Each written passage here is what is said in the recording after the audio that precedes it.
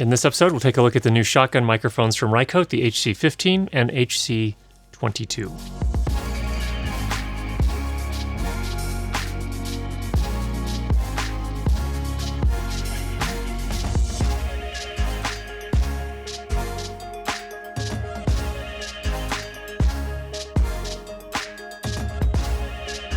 Now, there are thousands of shotgun microphones available on the market.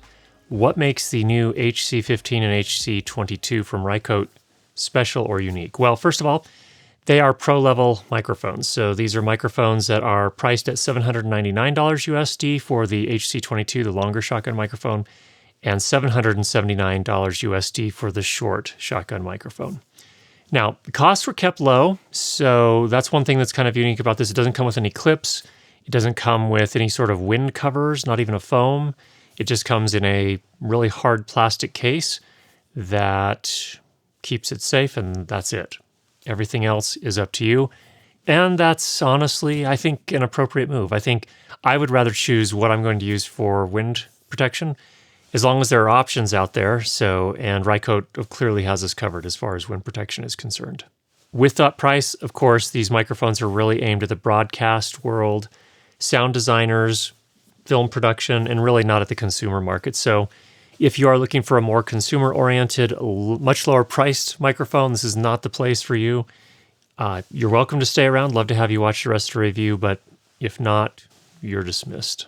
Another thing that is pretty impressive about these mics is that their self-noise specification is quite low at 8.5 dB A-weighted. A lot of times you'll see the higher quality microphones will have self-noise specs, the shotgun microphones, I should say in particular, self-noise specs easily in the 10, 12, 16 even dB A-weighted range. So these are doing pretty well there in that front, and we'll do some more testing later on. And then finally, they are manufactured in the UK. Let's get you some sound samples. It was easier to know it than to explain why I know it. If you were asked to prove that 2 and 2 made 4, you might find some difficulty, and yet you are quite sure of the fact. It was easier to know it than to explain why I know it. If you were asked to prove that 2 and 2 made 4, you might find some difficulty, and yet you are quite sure of the fact. It was easier to know it than to explain why I know it. If you were asked to prove that 2 and 2 made 4, you might find some difficulty, and yet you are quite sure of the fact. It was easier to know it than to explain why I know it. If you were asked to prove that 2 and 2 made 4, you might find some difficulty, and yet you're quite sure of the fact. It was easier to know it than to explain why I know it. If you were asked to prove that 2 and 2 made 4, you might find some difficulty, and yet you're quite sure of the fact.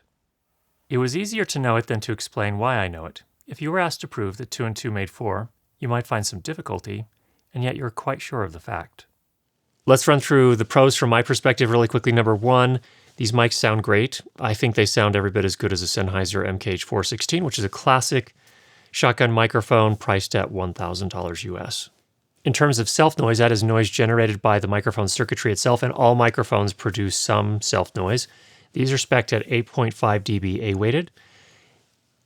To give you a reference point, that's actually quite low for most shotgun microphones, but like we've done in the past, we did a practical noise floor sample. Now, this is not really a test. It's not the same as the 8.5 dB self-noise spec. What this is a very practical look at how the noise floor is treated by this microphone when you record in a quiet space. So here in my little home studio, we record a piece of me talking for a little bit, then I stay silent for a few moments, and then I bring that into post. I loudness normalize the overall clip to -23 LUFS, European Broadcast Standard for loudness, and then I measure how loud the silent portions are. And we found in this case, it came out very nicely. Our max RMS is approaching -70 dB, so overall, very good.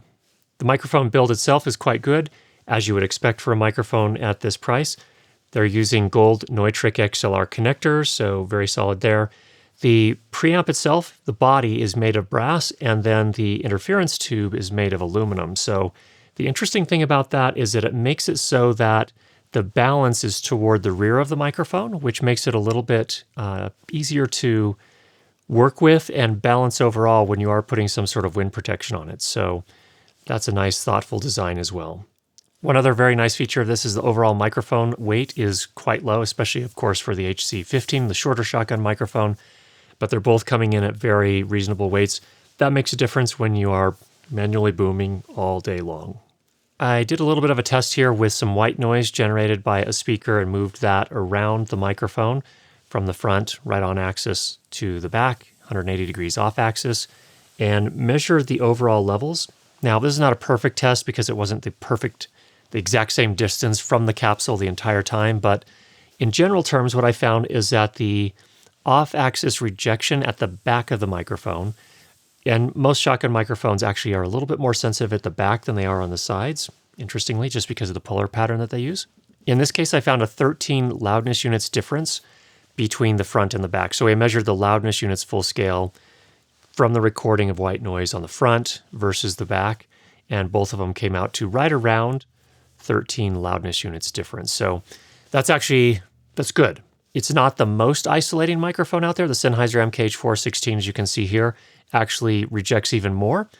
But that comes, I think, at a little bit of a cost. And I think that's really kind of a consideration with all shotgun microphones, is that the off-axis sound, based on the polar pattern you can see here, sounds different. It sounds almost otherworldly. And the reason for that is that these microphones actually reject different frequencies to different extents and in different patterns. And so a lot of times, for example, you'll notice in our outdoor sample here, the passing traffic sounds sort of, I like to call it swishy. It kind of has this shh sound to it. So that's because it rejects different frequencies to different extents on the back of the microphone. All right, first we have the HC15. That's the short shotgun microphone right now. It's inside of the Nano Shield here, which is Rycote's newer overall wind protection system.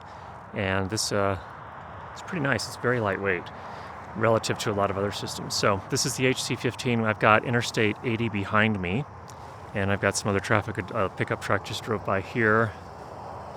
And just to give you a sense for what this sounds like here. So we're probably close to 18 inches from my mouth, 30 to 40 centimeters. And this is what that sounds like. And let me just do something here. I'm going to turn around. You're going to see my back. It's going to be awkward, but just to give you a sense for what happens in terms of the pickup of Interstate 80. I just had a truck go behind me, and a tractor trailer just drove by there. Again, just so you can get a sense for, with your polar pattern, what you can accomplish in terms of isolation if that is the goal. Let's switch on over to the HC22 and see what that does. All right, next up, the HC22. This is the longer shotgun microphone, 22 centimeters, and this is what this one sounds like. Right now I don't have any sound on that side, but we have a car that's coming up on my side here, just so you can get a sense for what that sounds like. It's a minivan, Toyota. It's not going to make a ton of noise when it accelerates. Just accelerated there onto the other road. Let me go ahead and turn around and give you a sense for what this can do as far as rejection for the interstate behind me. So turning around, and now that's what you can hear there. I had two tractor trailers just pass behind me, several cars, and I have two vehicles over here that you probably just saw. There, the pickup truck just accelerated, and now the small SUV just accelerated. So this is what you can expect from the HC22. Here's the sample when I turn it off axis. So here I'm 90 degrees off axis, and now I am at the rear of the microphone, just so you can get a sense for what that sounds like. Back, 90 degrees off axis, and now back on axis. Again, pretty typical distance here for a head and shoulder shot. So that's the HC22.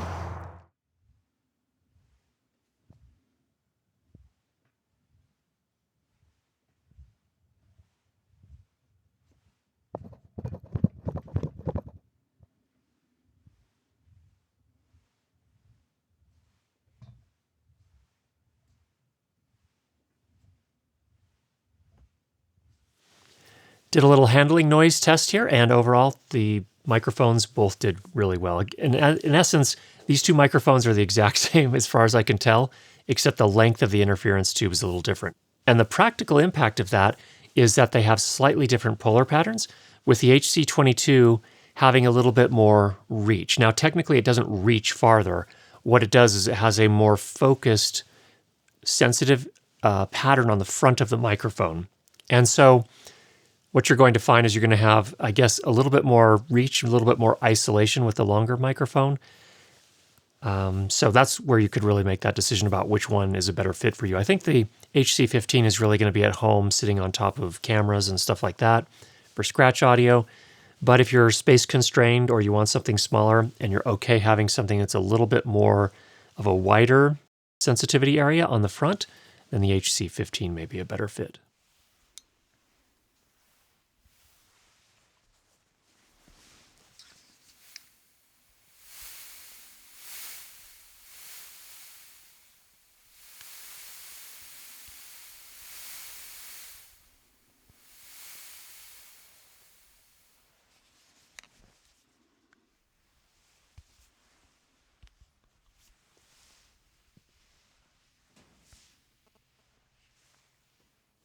Did a little bit of testing here to see how well the microphones rejected RF interference. And what I found is that really, if you're more than 10 centimeters away, there was no RF interference on any of the things I use. So a variety of different wireless transmitters. And then finally, in the European Union, at least, there is a 24-month warranty. I'll check in with Rycote here and see what that looks like in the United States or the rest of the world. Cons. As I mentioned before, it did pick up a little bit of RF interference if you got really, really close. The source of the RF right on top of the microphone. But all you had to do is move about 10 centimeters away. So if you are going to use this as a wireless boom microphone, for example, you'll want to put the transmitter a little bit farther away from the mic just to avoid any issues with that. As I mentioned before, the pricing for these, the HC22, HC I believe probably stands for hypercardioid, which is how they describe the polar pattern. The HC22, which is a 22 centimeter long shotgun microphone, is priced at $799 US. And the HC15, which measures 15.5 centimeters, comes in at $779 US. Now, a couple of things in summary. Number one, I think this is a fairly priced mic for what you're getting. It sounds great. It sounds almost identical to the Sennheiser MKH416 to my ear. So that's a really good thing. A lot of people love the sound of that microphone, and these are right there with it.